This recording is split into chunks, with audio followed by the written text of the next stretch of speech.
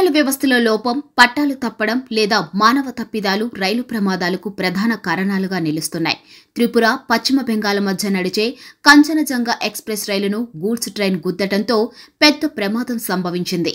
సాధారణంగా ప్రతిరోజు తిరిగే రైళ్లు ఆటోమేటిక్ సిగ్నల్ సిస్టమ్ ద్వారా నడుస్తుంటాయి. కానీ సిగ్నల్ వ్యవస్థలో లోపం వల్ల సోమవారం ఉదయం వెస్ట్ బెంగాల్లోని Ranipatra station, Chattarhat junction automatic signal cut అయింది.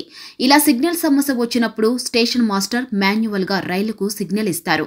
ఇక ఇలాంటి సిగ్నల్ సమస్యలున్న రూట్లో లోకో పైలట్లకు గంటకు 10 కిలోమీటర్ల స్పీడ్తోనే వెళ్లాలి.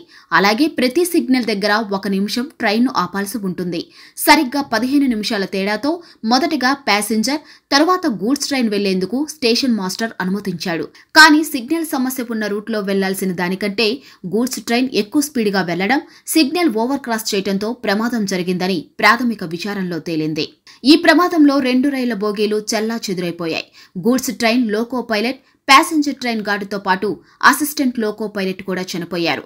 కాంచనగంగా వెనుక భాగంలో 2 పార్సెల్ కోచ్లు ఉండటంతో ప్రాణ నష్టం తప్పిందని రైల్వే అధికారులు తెలిపారు.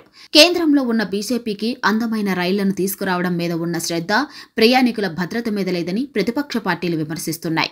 ప్రయాణికులతో పాటు రైల్వే స్టాఫ్, ఆఫీసర్ల ప్రాణాలను బీజేపీ ప్రభుత్వం ప్రమాదంలో పడేస్తుందని సీఎం మమతా బెనర్జీ ఆరోపించారు.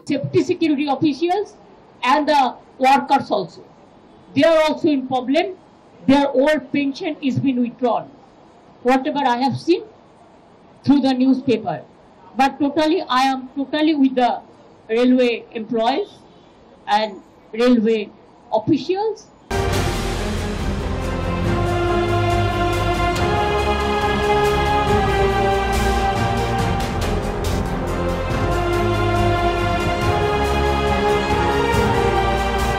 ప్రపంచంలోనే 4వ అతిపెద్ద రైల్వే నెట్వర్క్ గా భారతీయ రైల్వే గుర్తింపు తెచ్చుకుంది. మరోవైపు రైల్వే భద్రత మీద జోన్ల వారీగా ఎప్పటికప్పుడు అధికారులు సమీక్షలు చేస్తూనే ఉంటారు.